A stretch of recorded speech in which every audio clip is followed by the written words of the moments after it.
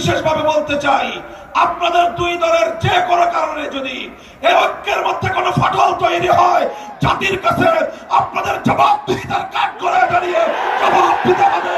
জবাব নিয়ে ছাড়বো আমরা। ভারতীয় আধিপত্যবাদ রুখে দাঁড়ানোর জন্য আমাদের যে ঐক্য করতে হবে, সেখানে যেভাবে আমাদের ইসলামপন্থীদের বলিষ্ঠ ভূমিকা থাকতে হবে, ঠিক তেমনি ভাবে জাতীয়তাবাদী সহ দেশপ্রেমিক সকল শক্তিকে ঐক্যবদ্ধ করে এই আধিপত্যবাদকে আমাদেরকে রুখতে হবে। তাই এজন্য আজকের এই মঞ্চে বিএনপি নেতৃবৃন্দ রয়েছেন, জামায়াতে ইসলামের নেতৃবৃন্দ ছিলেন, আছেন, তারাও আছেন, অন্যান্য ইসলামী সংগঠন সমূহ, ইসলামী আন্দোলন বাংলাদেশের মুহতারাম আমির পীর সাহেব চরমনাই হুজুর রয়েছেন।